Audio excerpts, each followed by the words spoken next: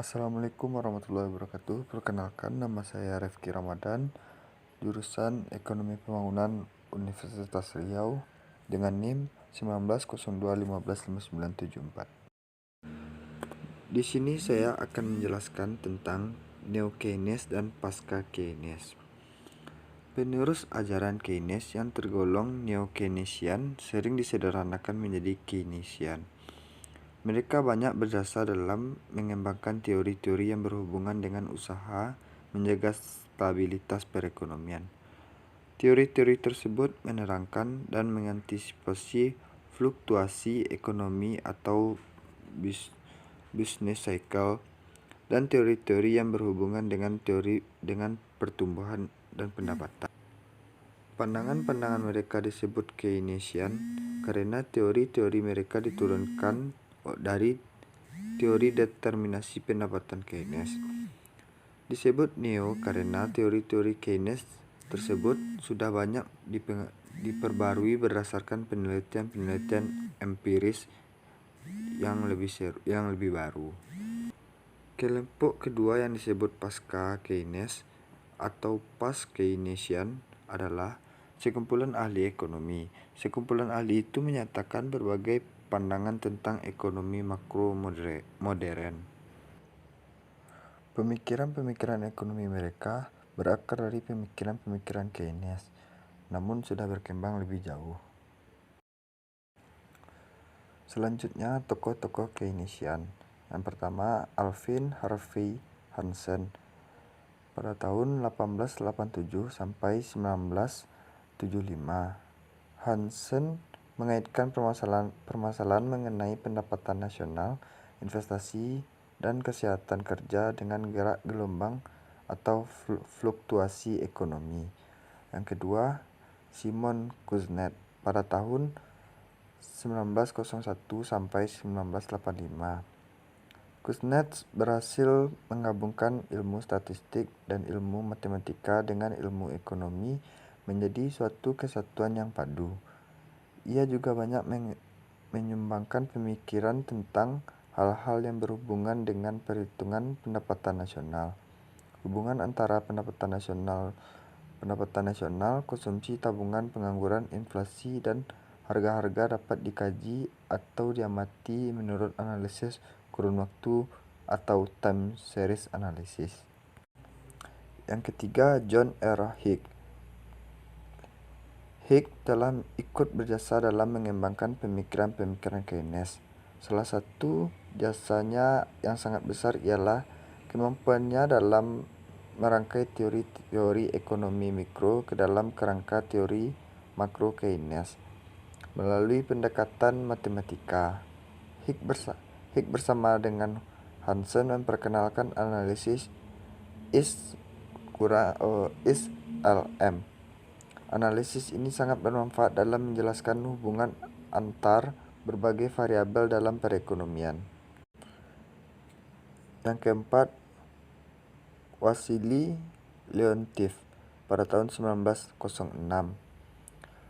Leontief dinilai sangat berjasa dalam mengembangkan sebuah teori yang ternyata menjadi sangat berguna untuk berbagai analisis ekonomi, yaitu analisis input atau input-output. Menurut Leontief, hubungan dan keterkaitan antar sektor dalam perekonomian dapat digambarkan dalam suatu matrik. Matrik ini pada intinya berisi tabel-tabel tentang output masing-masing sektor. Yang ketiga, Paul Samuelson pada tahun 1915 memperlihatkan bagaimana perdagangan luar negeri dimasukkan dalam kerangka umum teori ekonomi makro. Atas jasanya banyak negara yang lebih terdorong untuk lebih membuka pasarnya terhadap perekonomian internasional. Paul Anthony Samuelson.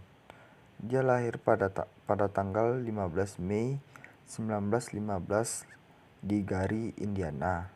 Meninggal pada tahun 13 Desember 2004 di Beaumont pada umur 94 tahun.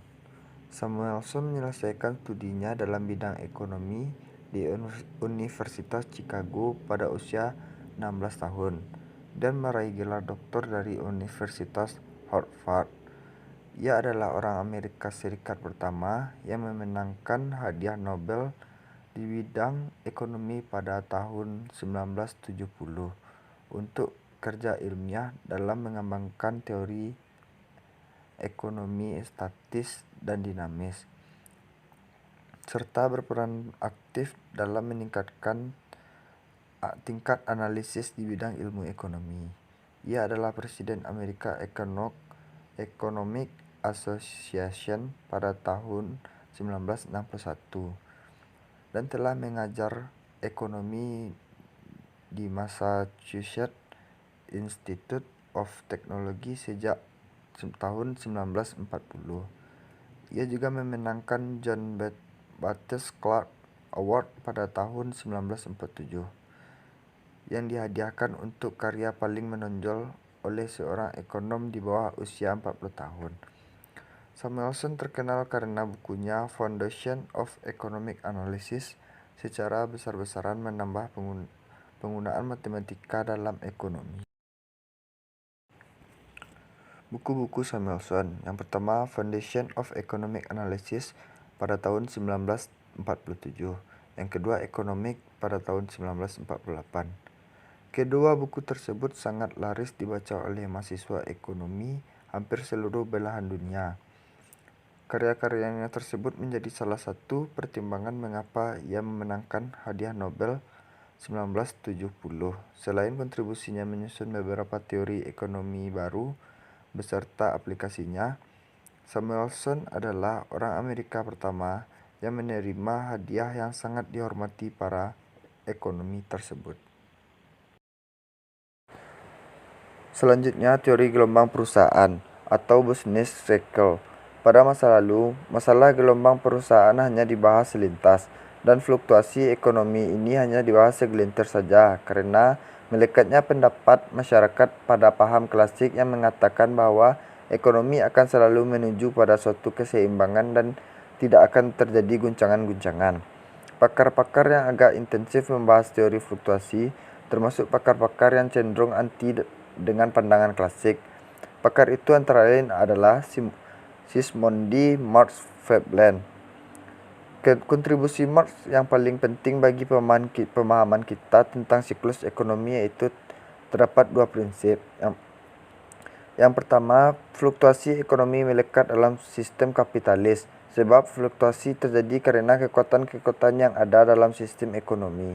Yang kedua, penyebab utama siklus ekonomi ditemukan dalam kekuatan dalam mendapatkan perhatian lebih seru pada era sesudah Keynes, karena mereka memerlukan teori-teori yang mampu menjelaskan hal-hal yang dapat menyebabkan perekonomian menjauh dari keseimbangan sehingga tidak stabil.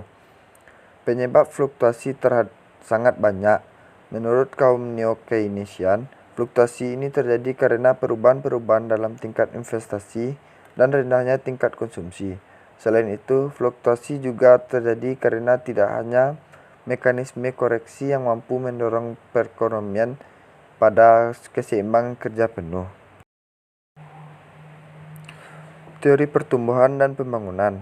Pakar yang lebih seru mengembangkan teori pertumbuhan adalah Schumpeter, yang telah meletakkan dasar pengembangan teori pertumbuhan ekonomi dalam tulisannya The Theory of Economic Development.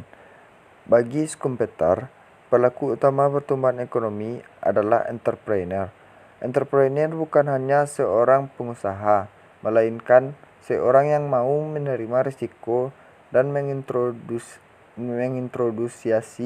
produk-produk dan teknologi baru bagi masyarakat. Menurut Schumpeter, pertumbuhan ekonomi akan berkembang pesat dalam lingkungan masyarakat yang menghargai dan merangsang orang untuk menggali penemuan-penemuan baru. Menurut Schumpeter, depresi tahun 30-an bukan karena kelemahan sistem kapitalis, tapi justru karena kekuatannya. Pada saat itu, perekonomian berada dalam salah satu titik terendah dalam satu gelombang panjang. Dan jika saat itu ditemukan inovasi dan teknologi baru, perekonomian akan baik kembali. Dalam buku The State of Economic Work, a Non-Communication Manifesto pada tahun 1960, What Wichmann Rastow pada tahun 1916 menyatakan bahwa negara-negara berkembang yang ingin maju harus melalui tahap-tahapan sebagai berikut. Yang pertama, tahap tradisional statis. Yang kedua, tahap transisi atau pra-take off. Yang ketiga, tahap lepas landas. Yang keempat, tahap dewasa atau maturing stage. Yang kelima, tahap konsumsi massa atau massa consumption. Yang terakhir, kebijaksanaan fiskal versus moneter. Keynes telah menemukan struktur teoritis yang dapat digunakan untuk memformulasikan kebijaksanaan ekonomi makro untuk menstabilkan perekonomian. Pada periode neo-Keynesian maupun pasca-Keynesian, usaha-usaha tersebut tetap dilanjutkan. Salah satu isu yang selalu diperdebatkan ialah mana yang lebih efektif, kebijakan fiskal atau kebijakan moneter. Ada 5 hal yang perlu ditambahkan dalam pemikiran-pemikiran pasca Keynes. Yang pertama, mereka cenderung berpendapat bahwa penyesuaian lebih banyak terjadi lewat penyesuaian kuantitas daripada harga. Penyesuaian harga kalau terjadi sering dilihat sebagai disequilibrium. Yang kedua, pendistribusian pendapatan antara laba dan upah memainkan peran penting dalam mempengaruhi keputusan investasi. Yang ketiga, mereka menganggap bahwa ekspektasi bersama-sama dengan laba adalah penentu utama perencanaan investasi. Yang keempat, mereka percaya unsur-unsur kelembagaan kredit dan keuangan berintegrasi mempengaruhi siklus ekonomi. Yang kelima, fokus pembahasan teori-teori pasca Keynes adalah menjawab pertanyaan mengapa perekonomian tidak bekerja dengan mulus seperti asumsi klasik. Baiklah, sekian yang bisa saya sampaikan. Terlebih dan terkurang saya mohon maaf. Assalamualaikum warahmatullahi wabarakatuh.